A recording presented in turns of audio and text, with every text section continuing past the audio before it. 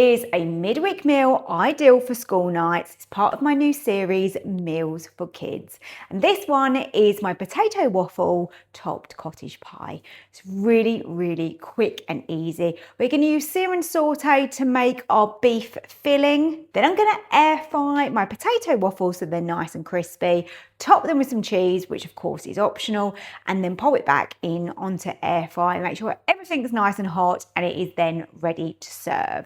Couldn't be any easier, so please do hit that like button for me and also subscribe.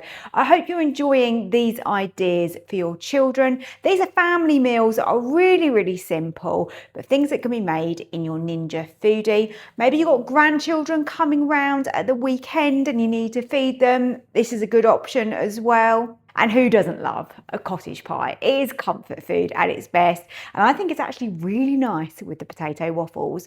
I would definitely have this again. It's tasty. So thank you so much for joining me. I'm going to go and just chop up my onion and my carrot, or a shallot actually I'm using. And then I'm going to show you how to assemble this, put it all together to make this really quick dinner. But before I go, lastly, if you do want my printable recipes, they're available over on my website, which is www.susannahskitchen.uk, and also my cookbooks are available over there as well. You've got free hardback options and a paperback, so lots of choice. If you're looking for Ninja Foodi recipes, then go and check those out. I'm making another child-friendly dinner. This is from my series Meals for Kids, and this one is my potato waffle cottage pie. My son has always loved cottage pie. Obviously you can put things in, add things out. I tend to dice up my shallot really finely so kids won't even know it's in there. And I find that most children like peas and carrots. You could even add in some celery into this as well if you wish to. But if I know fussy kids, they'll spot it. So it's up to you what you add into it. But any veg you can get in, the more veg you can get in, the better really, isn't it? So let's start off with Ninja pot on sear and saute. That is just heating up at the moment. I'm going to add in some spray oil, and I'm going to start by adding the shallot. It's one shallot, and then I've got a couple of carrots. They were large carrots. I want to make sure there's plenty of carrot in there for the kiddies, and stir this through. Now, of course, this could be a family meal. I have calculated this to feed 4 children. But of course, if you're feeding a couple of adults, maybe a couple of small children, I'm sure it will be enough food. So we don't want to be on too high a sear and saute for this. So level 3, level 4 is going to do it, as long as you keep stirring it. Now, what we're doing here is just trying to soften down our vegetables. Get a little bit of a head start because I don't want any hard carrot in this dish. Children are not going to like it if it's crunchy. It needs to all be nice and soft, in my opinion. Get that onion cooking down as well. And once this is softened down, I'm going to give it sort of like 5-10 minutes, I would say, overall. Then we'll add in our beef mince. You'll really start to see the change in the consistency, how much that has softened down now. So we're on about 7 minutes here. Just give it a little tiny bit longer and I'll start getting all the other bits I need. So we have got beef mince here, around 400 grams. Let's add in our beef mince and break that up. I can turn up my sear and saute now. I've gone down to level 3 just so that I didn't burn the onion.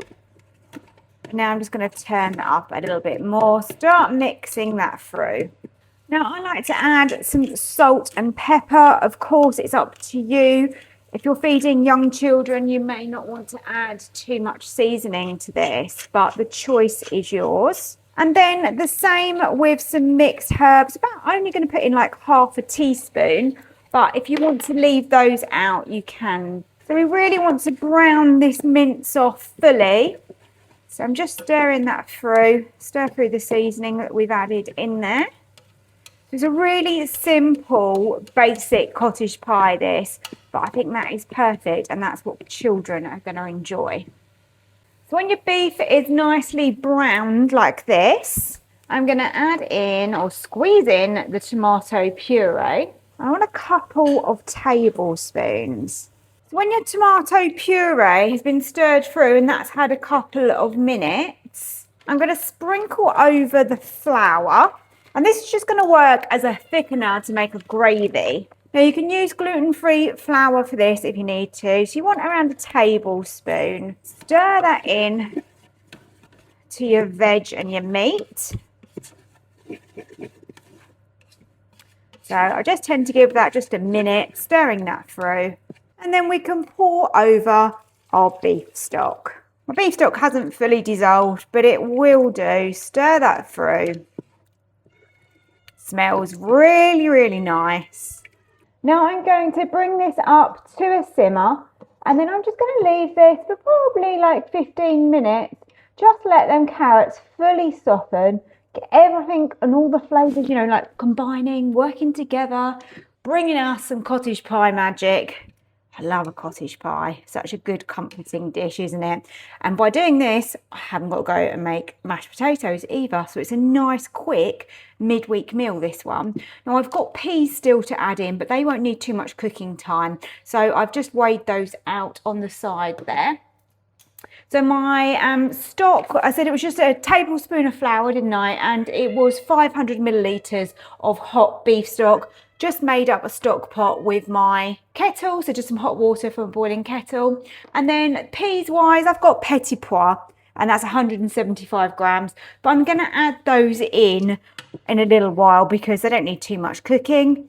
And then we have literally got our potato waffles, and I'm going to do like a nice cheese topping, which of course is going to be optional, but we like that in our house. So this has been blipping away now for around 10 minutes. You can see how much that has now thickened up. We've got a nice kind of gravy going on there. And then in with my peas, and I'm going to stir those through. Give this just 5 minutes just to defrost those peas fully.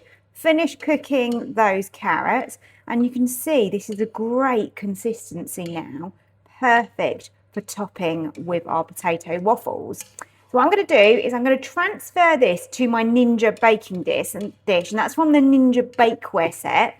If you do want that, it is linked on my accessories page on the website. That's www.susannahskitchen.uk, and that just takes you over to Amazon. Really easy to purchase it over there. I believe it's normally the same price or sometimes less if it's on offer than it is direct from Ninja. So well worth a purchase.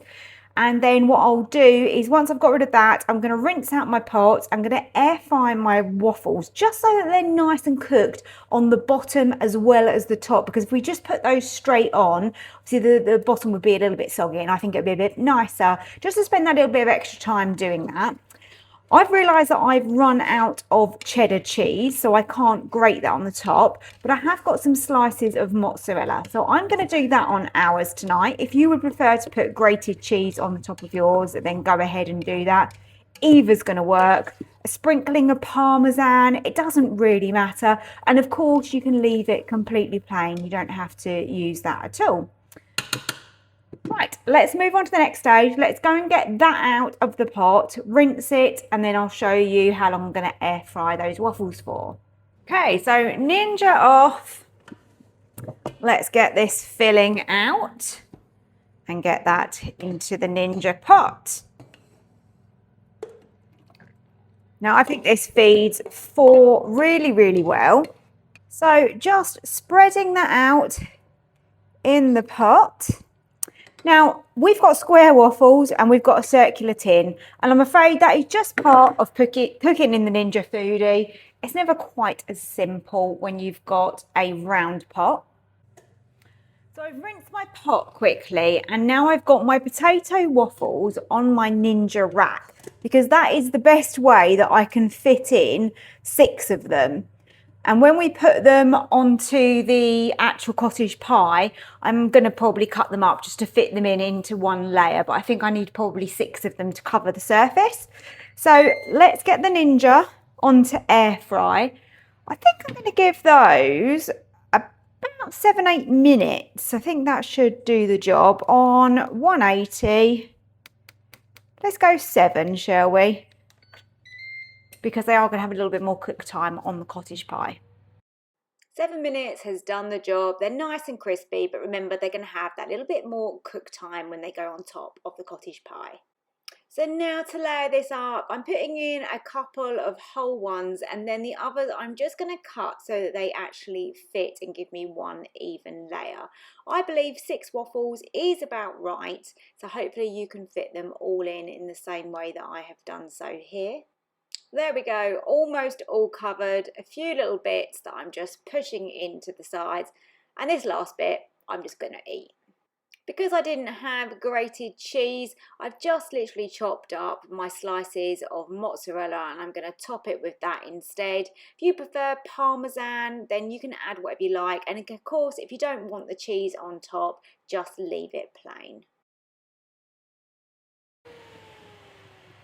So it doesn't need long, about 5 minutes, and we've got a nice crispy top to our waffles. Our cheese has melted in there and it is nice and golden. Now obviously the cottage pie underneath was already hot. If you have let that cool down considerably, then obviously I would go with a bit longer. You can always cover this with a little bit of foil just to stop it from covering too much if you need to.